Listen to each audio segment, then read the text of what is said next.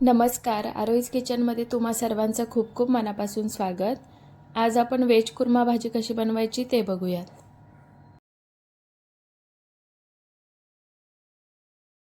त्यासाठी इथं मी एक बटाटा, अर्धी वाटी फरसबी, एक वाटी मटार, एक वाटी फ्लॉवर घेतलाय, एक वाटी गाजर घेतलंय. इथं मी आधीच पाणी उकळायला ठेवलं होतं. त्यामध्ये मटार घालूयात, त्यानंतर फरसबी, बटाटा, त्यानंतर गाजर आणि फ्लॉवर घालूयात.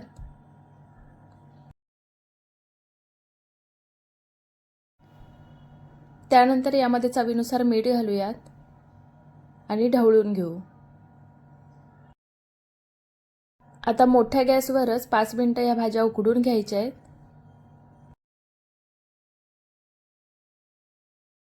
भाज्या खूप जास्त शिजवायच्या नाही आहेत, अर्ध्या कच्च्या शिजवायच्या आहेत.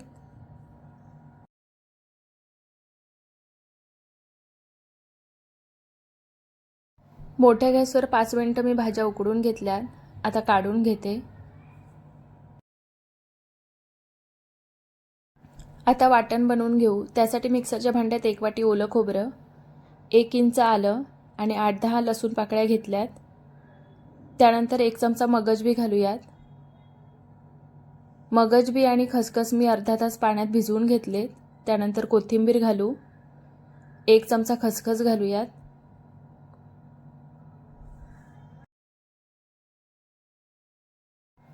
त्यानंतर यामध्ये 2 हिरव्या मिरच्या घालूयात आणि थोडंसं पाणी घालून याला वाटून घेऊ.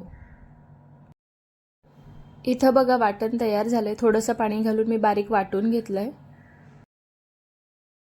आता कढईमध्ये 2-3 चमचे तेल गरम करायला ठेवलंय. त्यामध्ये 10-12 काजू घालूयात आणि हे तळून घेऊ.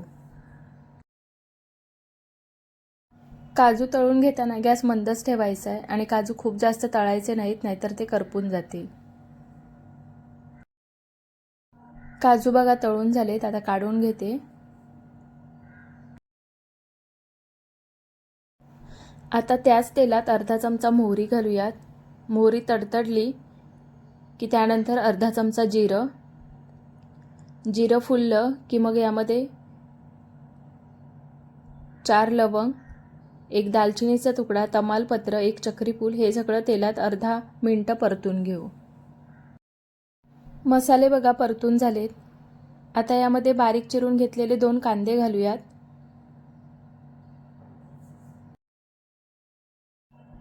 आता कांदा रंग बदलेपर्यंत मंद गॅसवर परतून घ्यायचा आहे.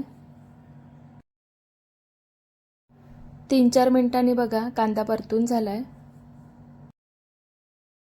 आता यामध्ये मगाशी जे वाटण तयार केलं होतं ते घालूयात. आता हे वाटण 2 ते 3 मिनिटं मंद गॅसवरच परतून घ्यायचंय. 2 ते 3 मिनिटातच बघा वाटण परतून झालंय. आता यामध्ये पाव चमचा हिंग घालू. त्यानंतर 1 चमचा धणेपूड,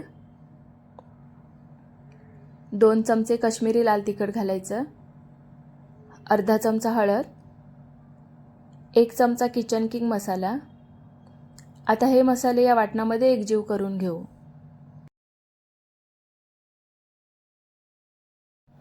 मसाले बघा वाटणामध्ये एकजीव करून झालेत. आता हे मसाले जळू नयेत म्हणून यामध्ये अर्धी वाटी पाणी घालूयात आणि पुन्हा हे एकत्र करून घेऊ.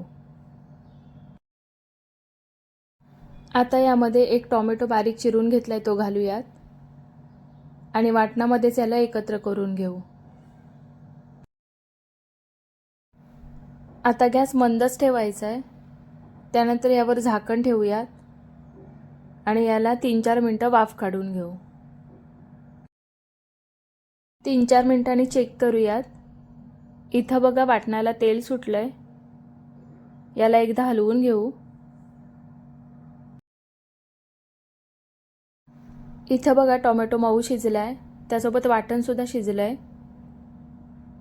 मसाल्यांचा कच्चेपणा निघून गेलाय. आता यामध्ये पाणी घालूयात. यामध्ये गरम पाणीच घालायचं आहे, त्यामुळे भाजीला चव खूप छान येते. आता हे ढवळून घेऊयात.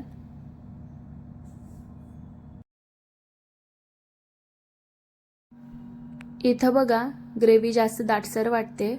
यामध्ये अजून थोडं पाणी घालायचं आहे. इथं मी अजून अर्धा ग्लास पाणी घातलंय. आता हे ढवळून घेऊयात. आता मोठा गॅस करून याला उकळी आणायची. इथं बघा उकळी आले. आता यामध्ये उकडलेल्या भाज्या घालूयात आणि ग्रेव्हीमध्ये एकजीव करून घेऊ. इथं बघा ग्रेव्हीमध्ये भाज्या एकजीव करून झाल्यात. आता गॅस मंद करायचा आहे. आता यामध्ये चवीपुरतं मीठ घालूयात आणि हे एकजीव करून घेऊ. गॅस मंदच ठेवायचा आहे.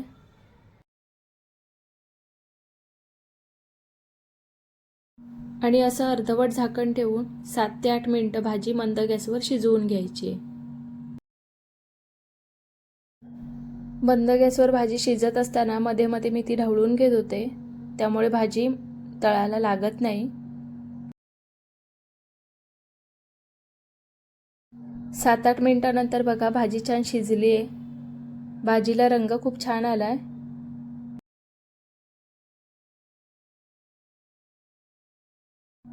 आता यामध्ये तळून घेतलेले काजू घालूयात आणि हे एकत्र करून घेऊ. आता यामध्ये तूप घालूयात. इथं मी साधारण 2 चमचे तूप घातलंय. आता हे मिसळून घेऊ.